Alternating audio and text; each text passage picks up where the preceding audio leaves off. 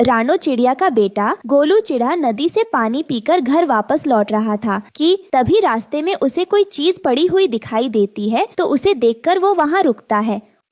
अरे ये तो कोई मोबाइल फोन है, न जाने किस पक्षी का फोन गिर गया है यहाँ पर। अभी घर जाकर मम्मी को बताता हूँ। और फिर गोलू चिड़ा वो मोबाइल उठाकर वहाँ से अपने घर ले जाता है। गोलू बेटा, यह फोन तो कैमरे वाला है, यह फोन बहुत महंगा है। गोलू बेटा, यह फोन आपको कहाँ से मिला? मम्मा, ये मुझे रास्ते में गिरा पड़ा हुआ मिला था, तो मैं इसे उठाकर घर ले आया। अच्छा किया गोलू बेटा, कल सुबह हम सारे पक्षियों से पूछेंगे कि यह फोन किसका है। जिसका भी होगा यह फोन उसे हम लौटा देंगे। और फिर रानो चिड़िया और उसका बेटा ऐसा ही करते हैं। अगले दिन रानो चिड़िया और गोलू चिड़ा हरिया तोते के पास जाते हैं। सुनो तोते भैया, कहीं तुम्हारा मोबाइल फोन खो तो नहीं गया है? ये देखो, ये फोन कल रास्ते में मेरे बेटे गोलू को गिरा हुआ मिला था। नहीं नहीं चिड़िया बहन, यह फोन मेरा तो नहीं है। फिर रानो चिड़िया उड़ती हुई बुलबुल के पास जाती है और उससे कहती है, बुलबुल बहन, क्या यह मोबाइल तुम्हारा है? कल ये मेरे बेटे को रास्ते में पड़ा हुआ मिला। नहीं नहीं चिड़िया बहन, ये मोबाइल मेरा नहीं है। मेरे पास तो खाने के लिए पैसे नहीं, फिर फोन तो बहुत दूर की बात है, वो भी कैमरा वाला, इतना महंगा। मैं तो इस फोन को सपने में भी लेने की नहीं सोच सकती। वहीं थोड़ी दूर एक पेड़ पर बैठी गौरी कौवी यह सब देख और सुन रही थी। वो झट से उड़ती हुई वहां आती है और रानो चिड़िया से कहती है, चोर नहीं करेंगी, यह मोबाइल तो मेरा है। तुमने कहाँ से चुरा लिया यह मोबाइल? मुझे वापस करो मेरा मोबाइल, वरना तुझे चोरी करने की ऐसी सजा दूंगी, तुझे तेरी नानी याद आ जाएगी। शर्म करो गौरी कौवी, क्या मैं चोर दिखती हूँ? एक तो इस मोबाइल को देने के लिए मैं सारे पक्षियों के घर जा रही हूँ और तुम मुझे चोरनी कह रही हो। आंटी, ये फोन तो मुझे रास्ते में कल गिरा पड़ा हुआ मिला था, हमने ये चोरी नहीं किया। अरे हाँ हाँ, खूब जानती हूँ मैं तुम माँ बेटे की चालाकी को। अब लाओ, यह मोबाइल मेरा है, मुझे वापस करो। और फिर रानो चिड़िया वो मोबाइल गौरी कौवी को दे देती है। फिर गौरी कौवी वो मोबाइल उठाकर वहाँ से अपने घर चली जाती है और घर जाकर अपने पति कालू से कहती है, कालू जी, आज तो मेरी बचपन की इच्छा पूरी हो गई। इतना महंगा मोबाइल जो मिल गया मुझे। हाँ गोरी, ये मोबाइल तो सच में बहुत महंगा है, लेकिन इतना महंगा मोबाइल तुम्हें कहाँ से मिला है? बेवकूफ रानो चिड़िया के बेटे को कल रास्ते में यह फोन गिरा हुआ मिला था और वो रानो चिड़िया बेवकूफ सबके घर जा जाकर पूछ रही थी कि ये फोन किसका है, और मैंने मौके पर चौका मार दिया। मैंने कहा कि ये फोन मेरा है, लाओ मुझे दो, और उसने मुझे दे भी दिया। वाह गोरी, मानना पड़ेगा, तुम तो बहुत चालाक हो। वो तो मैं हूँ। अब मैं इस कैमरे वाले फोन से अपनी तस्वीर खींचा करूँगी, और हाँ, इंटरनेट से फिल्में भी देखा करूँगी। मोबाइल पाकर गौरी कौवी बहुत खुश थी। और फिर क्या था, वो हमेशा ही उस मोबाइल में अपनी सेल्फियां लिया करती और मन ही मन बहुत खुश होती। तभी गौरी कौवी के घोंसले के पास से बंटी कबूतर गुजरता है और गौरी कौवी के मोबाइल को देखकर वहीं रुक जाता है। तो गंदी आंखों वाले कबूतर, देखो तो मेरा फोन कितना अच्छा है, मेरे पति ने लाकर दिया है मुझे। क्या तुमने कभी अपनी पत्नी को इतने महंगे मोबाइल दिए हैं? छोड़ो तुम ये सब बातें, मैं भी किस गरीब से बात कर रही हूँ जिसके पास खाने के लिए भी कुछ भी नहीं होता। लगता तो नहीं कि तुम्हारा आलसी आवारा निकम्मा और कामचोर कालू कौआ तुम्हें ऐसा महंगा मोबाइल दे सकता है। जरूर उसने किसी से चुरा कर दिया है तुम्हें। ऐसा कहते हुए बंटी कबूतर वहाँ से उड़ जाता है। अरे रुको रुको, गंदी आंखों वाले कबूतर, मैं बताती हूँ तुम्हें। लेकिन तब तक बंटी कबूतर वहाँ से उड़ जाता है। वही चील अपना मोबाइल ढूंढती हुई रानो चिड़िया के जंगल पहुँचती है। इसी रास्ते से तो मैं आई थी, जरूर इसी रास्ते पर कहीं मेरा फोन गिरा होगा। मुझे अच्छी तरह से मेरे फोन की छानबीन करनी चाहिए, कहीं उसे कोई चुरा कर न ले जाए। बड़ी चील अपना मोबाइल ढूंढते ढूंढते उसी जंगल में आ जाती है और रानो चिड़िया को बैठा हुआ देखकर वो रानो के पास जाती है। चिड़िया बहन, कुछ दिन पहले ही इसी रास्ते पर मेरा एक कीमती कैमरे वाला मोबाइल फोन गिर गया था। क्या तुमने उसे कहीं देखा तो नहीं? अच्छा, तो अब समझ में आया कि गौरी ने मोबाइल फोन आखिर लिया कहाँ से है। चील बहन, आपका मोबाइल फोन गौरी कौवी के पास है। कहाँ है उसका घर, जरा बताओ तो मुझे। मगर चील बहन उसे यह न बताना कि यह सब कुछ मैंने आपको बताया है, वरना वो आकर मुझसे लड़ेगी। पहले तो तोड़ूंगी उसकी चार्ज और फिर लूंगी उससे मोबाइल। फिर बड़ी चील गुस्से में तमतमाती हुई गौरी कौवी के घर की ओर जाती है। गौरी कौवी भी अपने घर के बाहर बैठे फोन पर वीडियो बना रही थी कि तभी उसे कैमरे में एक चील आती हुई दिखाई देती है ये चील तो मेरी तरफ ही आ रही है। और फिर चील भी वहां आ जाती है। मिल गया, मेरा मोबाइल मिल गया। लाओ कौवी, सीधे से मेरा फोन मुझे वापस कर दो। वाह जी वाह, ऐसे कैसे दे दूं? ये तो मेरे पति ने मुझे लाकर दिया है। हाँ नहीं तो। लगता है तू बहुत ही बिगड़ी हुई कौवी है, अच्छे से तुझे ऐसे समझ नहीं आएगी बात। फिर चील गौरी कौवी को पकड़ लेती है और अपने बड़े बड़े पंजों से गौरी की खूब पिटाई करती है। छोड़ दो, बड़ी चील मुझे छोड़ दो। अरे यह मोबाइल तो चिड़िया को रास्ते में गिरा हुआ मिला था और मैंने कहा कि यह मोबाइल मेरा है। लो अपना मोबाइल, तुम ले लो, मुझे छोड़ दो। अगर मुंह खोलकर सारी सच्चाई पहले ही बता दी होती तो मार खाने से तो बच जाती, पागल कौवी कहीं की। उसके बाद चील अपना फोन लेकर अपने घर चली जाती है। शाम में जब कालू कौवा घर वापस आता है तो गौरी कौवी के शरीर पर नाखूनों के निशान देखकर वो उससे पूछता है, गोरी ये क्या हुआ? तुम्हें किसने मारा है? कालू जी, मार भी खाई और मोबाइल भी चला गया। वो मोबाइल तो जालिम चील का था। मेरी बचपन की इच्छा फिर से अधूरी रह गई। और ऐसे कहते हुए गौरी कौवी रोने लग जाती है और गौरी कौवी को झूठ बोलने की सजा भी मिल जाती है। हिमालय के जंगल में एक छोटा सा मिट्टी का बना हुआ घोंसला था। उस घोंसले में रानो चिड़िया अपने पति के साथ रहती थी। वो बहुत ही गरीब और लाचार थी। उसका पति 2 महीने पहले ही गुजर गया था और उसके 2 छोटे छोटे बच्चे थे जिनका नाम गुड़िया और कुकू था। उसकी आर्थिक स्थिति बहुत ही ज्यादा खराब थी, फिर भी वो अकेले अपने पति का सपना पूरा करना चाहती थी। उसके पति का सपना था कि उसके दोनों बच्चे अच्छे स्कूल में पढ़े, लेकिन रानो के पास कोई अच्छा काम ना था। इसीलिए वो सेठ कालू कौवा के पास जाकर कुछ पैसे उधार मांगती है ताकि कोई अच्छा सा काम धंधा शुरू कर सके। कालू भैया, आप मुझे कुछ पैसे उधार दे सकते हैं ताकि मैं कोई अच्छा सी दुकान खोल सकूं। आपका बहुत ही एहसान होगा मेरे ऊपर।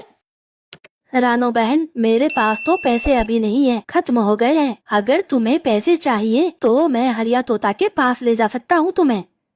हाँ, क्यों नहीं, मुझे पैसे ही चाहिए, चाहे आप दो या फिर हरिया भैया। ठीक है, मैं अभी खाना लेने जा रहा हूँ। तुम कल सवेरे आ जाना, फिर हम दोनों हरिया तोता के पास चलेंगे। हाँ कालू भैया, मैं कल सुबह यहाँ आ जाऊंगी। फिर रानो टेंशन में रात भर सोई नहीं और सुबह जल्दी उठ जाती है। यह देख उसके बच्चे परेशान हो जाते हैं। माँ, आप इतनी परेशान क्यों हो और रात भर सोई भी नहीं? आखिरकार क्या बात है? और सुबह सुबह तैयार होकर कहाँ जा रही हो? बेटा, तुम तो जानते ही हो तुम्हारे पापा के जाने के बाद हमारे घर की स्थिति कैसी है। इसीलिए मैं कुछ नया काम शुरू करना चाहती हूँ, पर मेरे पास पैसे नहीं हैं। इसीलिए मैं कालू कौवा के पास गई थी। पैसे उधार मांगने पर उनके पास पैसे नहीं थे। उन्होंने कहा था आज हरिया भैया के पास चलने के लिए। बस इसी टेंशन में मुझे नींद नहीं आ रही है कि वो पैसे देंगे भी या नहीं। ठीक है माँ, आप जाओ, हम दोनों खाना खाकर स्कूल चले जाएंगे। और माँ, आप भी खाना खाकर जाइएगा। फिर रानो खाना खाकर कालू कौवा के यहाँ जाती है। कालू भैया, मैं आ गई और जल्दी चलिए ना, कहीं हरिया भैया खाना लेने चले ना जाए। फिर रानो और कालू कौवा दोनों मिलकर हरिया तोता के यहाँ जाते हैं और कालू कौवा हरिया तोता से बोलता है, हरिया भाई, आप कैसे हैं? और आपकी पत्नी की तबीयत ठीक है ना? हाँ, मैं ठीक हूँ और मेरी पत्नी भी ठीक है। और बताइए, यहाँ कैसे आना हुआ? मैं यहाँ कुछ पैसों के जुगाड़ में आया था। पैसे? पर तुम्हें क्या जरूरत पड़ गई पैसे की? नहीं, मुझे नहीं चाहिए। वो तो रानो बहन को दुकान खरीदने के लिए चाहिए थे। वो मेरे पास पैसे मांगने आई थी। क्योंकि मेरे पास अभी पैसे नहीं है, इसलिए मैं उनको आपके पास लेकर आया हूँ। पैसे तो मैं दे सकता हूँ, पर मुझे वो पैसे 1 महीने के अंदर ही वापस चाहिए। अगर मंजूर है तो ठीक है, मैं दे दूंगा। ठीक है हरिया भैया, मैं आपको पैसे 1 महीने के अंदर ही दे दूंगी। आपको चिंता करने की कोई जरूरत नहीं है। हरिया तोता रानो चिड़िया को पैसे दे देता है। फिर वो घर आकर कोई अच्छा सा काम शुरू करने के बारे में सोचती है। अगर मैं पकौड़े की दुकान खोलती हूँ तो 1 महीने में हरिया भैया का पैसा वापस कर दूंगी। हाँ, यही ठीक होगा। माँ, क्या हरिया अंकल ने आपको पैसे दिए या नहीं? पैसे दिए तो है, पर उन्होंने 1 महीने में ही वापस मांगे हैं। इसी बारे में मैं सोच रही थी कि ऐसा क्या काम शुरू करूं जिससे उनका पैसा मैं 1 महीने में दे सकूं। माँ, आप पकौड़े की दुकान खोल लीजिए, क्योंकि इस बारिश के मौसम में पकौड़े बहुत अच्छे बिकेंगे और शाम को सभी पक्षी पकौड़े खाना भी पसंद करते हैं। हाँ बेटा, तुमने ठीक कहा, पकोड़े अच्छे बिकेंगे, इसीलिए मैं पकोड़े की दुकान खोल दूंगी। रानो पकौड़े की दुकान चलाने का जरूरी सामान लेकर आई और अपने मिट्टी के घर के बाहर ही वो आवाज लगाकर पकौड़े बेचने लगी।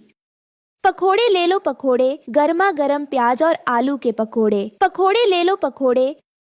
कुछ ही दिनों में रानो का पकौड़े बेचने का काम अच्छा चलने लगा, जिसमें वो हरिया तोता का पैसा भी 1 महीने में वापस कर देती है और अपने बच्चों का एडमिशन भी एक अच्छे स्कूल में करवा दिया। कुछ महीने तक उसका काम अच्छा चल रहा था, लेकिन एक दिन तेज बारिश की वजह से रानो को बहुत सारी मुश्किलें आने लगी। उसके पकौड़े खरीदने वाले पक्षी बारिश के कारण उसकी दुकान पर नहीं आ रहे थे। रानो को बहुत चिंता होने लगी।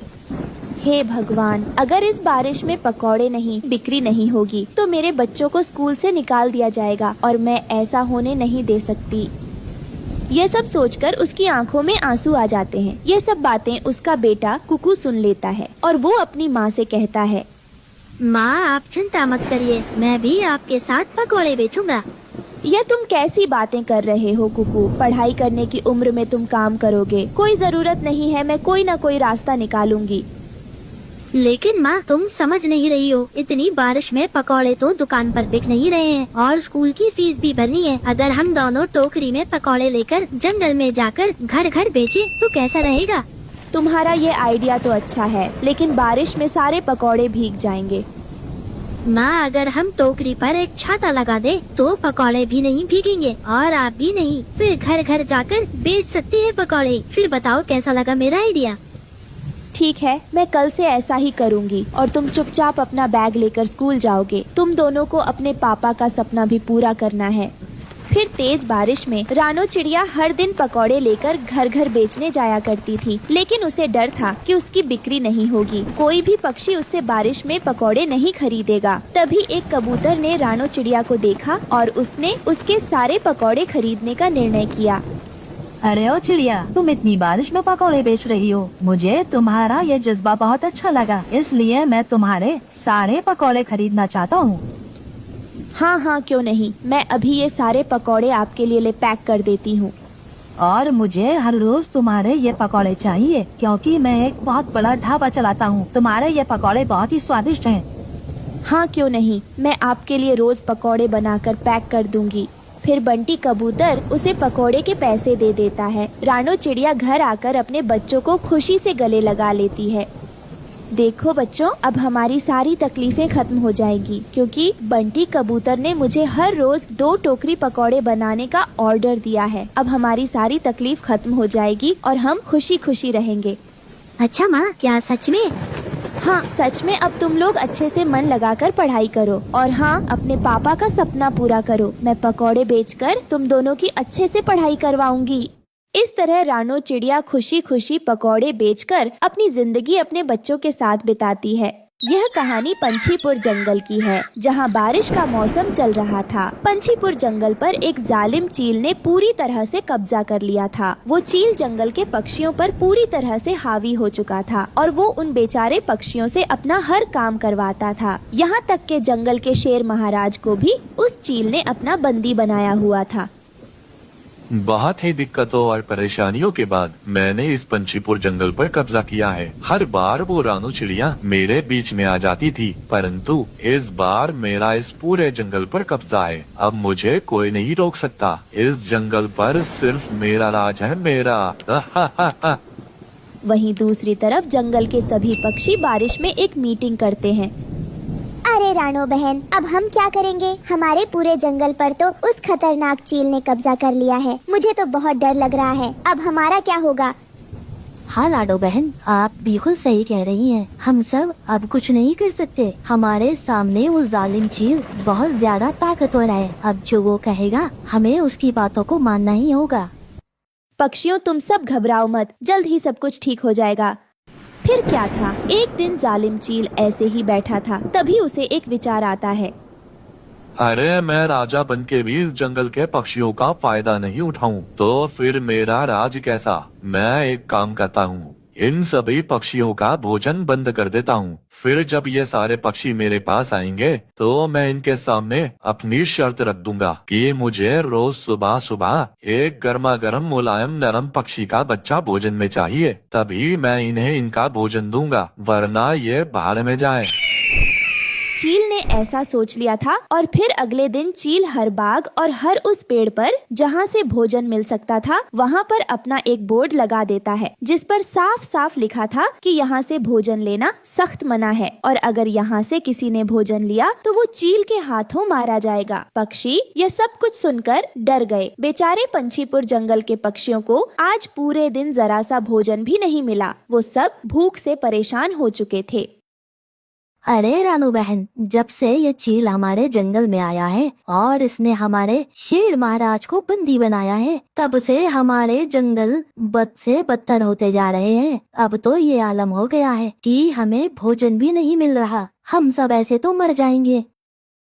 हरिया भैया, आप चिंता मत कीजिए, सब कुछ एक दिन ठीक हो जाएगा और कल हम सब पक्षी मिलकर उस चील के पास चलेंगे और एक साथ अपनी आवाज निकालकर उससे कहेंगे कि यह सब कुछ बंद करें। हाँ रानो चिड़िया, तुम ठीक कह रही हो, कल हम सब उसके पास जरूर जाएंगे। फिर अगले दिन बहुत तेज बारिश हो रही थी। रानो चिड़िया जंगल के कुछ पक्षियों को लेकर उस चील के पास जाती है।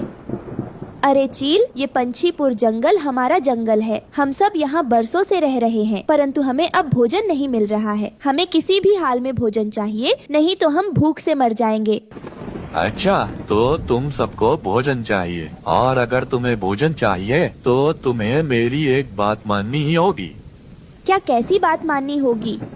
देखो, जैसे तुम्हें ताकत लेने के लिए रोज भोजन की जरूरत पड़ती है, वैसे ही मुझे भी भोजन खाना होता है। इसलिए मैं अब जब भी तुम्हें भोजन दूंगा, तुम रोज सुबह अपने एक बच्चे को मेरे पास मेरा भोजन बनने के लिए भेजना होगा। क्या यह तुम क्या कह रहे हो चील? ऐसा तो बिल्कुल भी नहीं हो सकता। मैं ऐसा नहीं होने दूंगी और जंगल का कोई पक्षी ऐसा नहीं करेगा। अच्छा, अगर ऐसा नहीं हो सकता तो फिर भूखे मरो, मुझे तुम्हारी कोई भी चिंता नहीं है। मेरी बला से भूख से मर जाओ तुम लोग, परंतु मैं तुम्हें भोजन नहीं दूंगा। फिर क्या था, सभी बेचारे पक्षी चील के पास से मुंह लटकाए ऐसे ही वापस आ जाते हैं। वो सभी बहुत ज्यादा भूखे और निढाल थे।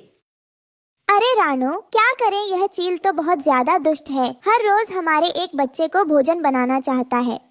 अरे पक्षियों, मेरी बात मानो तो हमें उस चील का यह प्रस्ताव स्वीकार कर लेना चाहिए। वैसे भी वो चील हमारे बच्चों को और हमें भोजन नहीं खाने देगा, और अगर हम और हमारे बच्चे भोजन नहीं खाएंगे तो वैसे भी मर ही जाएंगे। यह हमारे ऊपर बहुत ज्यादा बुरा वक्त आ गया है। पक्षियों, हमें हमारे एक बच्चे को रोज उस चील के हवाले करना होगा, नहीं तो देखते ही देखते हमारा जंगल कुछ समय में ही पूरा बर्बाद हो जाएगा। अरे हाँ हरिया भैया, शायद तुम ठीक ही कह रहे हो। हमें अब उस चील की बात मानने के अलावा और कोई रास्ता नजर नहीं आ रहा। सभी पक्षी उस चील के सामने हार चुके थे। वो सब उस चील की बात मान जाते हैं, परंतु इस बात से रानो चिड़िया बहुत ज्यादा उदास थी। अगले दिन से सुबह ही सुबह रोज एक पक्षी का बच्चा उस चील को भोजन में मिलने लगा और वे खूंखार चील देखते ही देखते उस बच्चे को जान से मार डालता और फिर उसे अपना भोजन बनाकर खा लेता। चील के मुंह को अब पक्षियों के बच्चों का खून लग चुका था। अब वो रोजाना ही किसी न किसी एक निर्दोष बच्चे की जान लेता और उसे भोजन बनाकर खा लेता। रानो चिड़िया को यह सब कुछ बहुत बुरा लग रहा था, क्योंकि उसे अपने जंगल और जंगल के पक्षियों से बहुत ज्यादा प्यार था।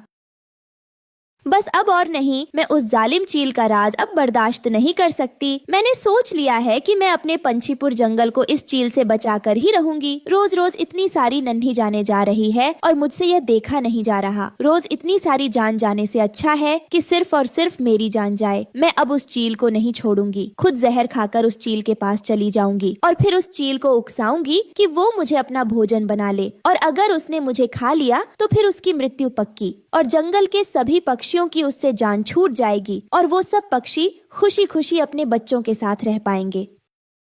रानो चिड़िया ने फैसला कर लिया था कि अब वो अपनी जान देकर जंगल के सभी पक्षियों की जान बचा लेगी। फिर क्या था, रानो चिड़िया ने नीले जहरीले सेब खाए जिसमें हर तरफ विष ही विष भरा हुआ था, और फिर फौरन से रानो चिड़िया उस चील के पास चली गई। जालिम चील, बस बहुत हो गया तुम्हारा। तुमने जंगल के पक्षियों को बहुत नुकसान पहुंचा लिया। आज मैं तुम्हें यहाँ मारने आई हूँ। तुम्हें नहीं छोड़ूंगी मैं। तुमने हम पक्षियों को बहुत परेशान कर लिया। न जाने कितने मासूम बच्चों को अपना शिकार बना लिया। बस अब तुम्हारा खेल खत्म। अरे रानो चिड़िया, तुम मेरे सामने इतनी सी हो। तुम मेरे सामने 2 मिनट भी खड़ी नहीं हो सकती और तुम मुझे धमकी दे रही हो। अगर मैं तुम्हें मारने पर आया ना तो फिर तुम 1 मिनट भी यहाँ टिक नहीं पाओगी। अरे तुम बहुत ज्यादा डरपोक हो। तुम जब ही रोज इतने छोटे छोटे पक्षियों के बच्चों को अपना भोजन बनाते हो। अगर हिम्मत है तो मुझे अपना भोजन बना के दिखाओ ना। जालिम चील को रानो चिड़िया की बातों से बहुत गुस्सा आता है और फिर वो बिल्कुल देरी नहीं करता। वो रानो चिड़िया को मार देता है और मारकर उसका मांस खाने लगता है, जो मांस विष वाला था। ऐसा करने के बाद चील कुछ समय में ही तड़प तड़प कर अपनी जान गंवा देता है, क्योंकि उस मांस के अंदर विष मिला हुआ था। ऐसे उस बहादुर रानो चिड़िया ने सिर्फ अपनी जान देकर उस जंगल के हर एक पक्षी की जान बचा ली थी। रानो और लाडो 2 चिड़िया बहनें थीं। वो दोनों एक ही उम्र की थीं। उन दोनों में बहुत प्यार था। वो एक साथ खाना खाती, एक साथ स्कूल जाती और सारा दिन एक साथ ही खेलती। रानो चिड़िया लाडो से ज्यादा खूबसूरत थी। जो भी उन्हें देखता वो रानो की ही तारीफ करता। एक दिन की बात है, गौरी कौवी रास्ते में रानो और लाडो की माँ से कहती है, अरे रानो की माँ कैसी हो? ये तो रानो है ना? बचपन में देखी थी, बिल्कुल छोटी सी। अब तो ये कितनी प्यारी हो गई है। हाँ गौरी बहन, अब तो रानो और लाडो स्कूल भी जाती हैं। मैं बस इनको स्कूल से ही वापस लेकर आ रही थी।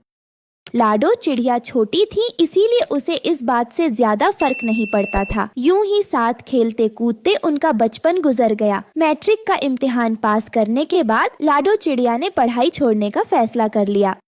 अरे लाडो, तू पढ़ाई क्यों छोड़ रही है? मैं तेरे बगैर अकेले कॉलेज कैसे जाऊंगी? अरे रानो, मुझे अब पढ़ाई नहीं करनी। इतनी मुश्किल से तो मैं ये इम्तिहान पास कर पाई हूँ। बस मुझसे और पढ़ाई नहीं होगी। अरे लाडो, मैं तेरी मदद करूंगी ना। तू पढ़ाई मत छोड़, हम दोनों मिलकर कॉलेज में एडमिशन लेंगे। अरे नहीं नहीं, तू बार बार मुझसे मत कह। ये बात मैं तेरी नहीं मान सकती। मुझसे ये पढ़ाई नहीं होती। तू तो जानती है मैंने कितनी मुश्किल से थोड़े से नंबर लेकर तो मैट्रिक पास किया है।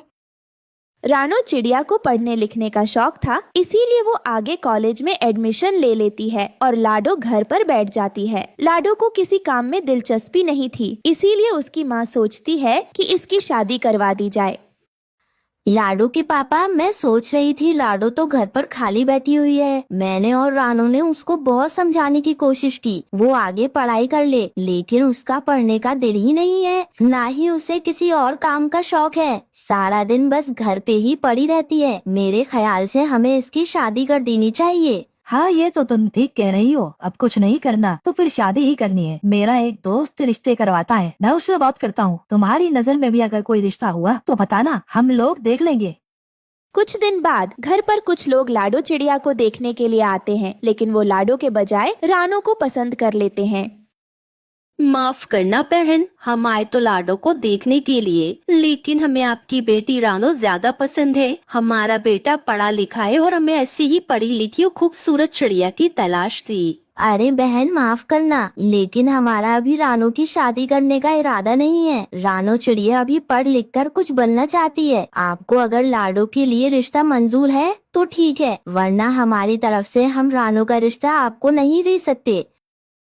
इसी तरह जो भी रिश्ते वाले आते हैं वो रानो को पसंद कर लेते हैं। बहुत रिश्ते देखने के बाद आखिरकार एक रिश्ते वाले लाडो को पसंद कर जाते हैं। लाडो का रिश्ता गुड्डू चिढ़ा के साथ तय हो जाता है। वहीं रानो के पिता सोचने लग जाते हैं।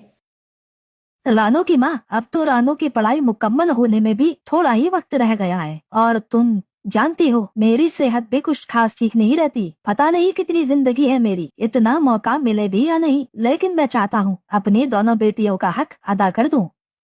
अरे लाडो के पापा, आप कैसी बातें करते हैं? ऊपर वाला आपको सेहत दे और लंबी जिंदगी दे। वो तो ठीक है, वैसे भी रानो के इतने रिश्ते आते हैं, कोई अच्छा रिश्ता देखकर रानो की भी शादी लाडो के साथ ही कर देंगे। वहीं रानो के लिए एक डॉक्टर का रिश्ता आता है जो देखने में भी बहुत खूबसूरत था और साथ ही बहुत अमीर भी था। अब रानो का रिश्ता भी पक्का हो जाता है, लेकिन लाडो यह सब देखकर जलने लगती है और मन में सोचने लगती है। मेरे साथ तो ये हमेशा से होता आया है, लेकिन इस बार मैं ऐसे नहीं होने दूंगी। किसी तरह उस डॉक्टर के साथ मेरी शादी हो जाए। अगले दिन से शादी की तैयारी शुरू हो जाती है। अरे लाडो बेटा, शादी के कार्ड प्रिंटिंग के लिए देने हैं। रानो तो घर पर नहीं है। तू ऐसा कर, कार्ड के ऊपर जो कुछ भी लिखना है वो मुझे एक पेपर पर लिख कर दे दे। यही अच्छा मौका है। मैं अपना नाम डॉक्टर के साथ लिख देती हूँ और रानो का उस गुड्डू चिड़े के साथ। फिर लाडो चिड़िया कार्ड पर डॉक्टर के साथ अपना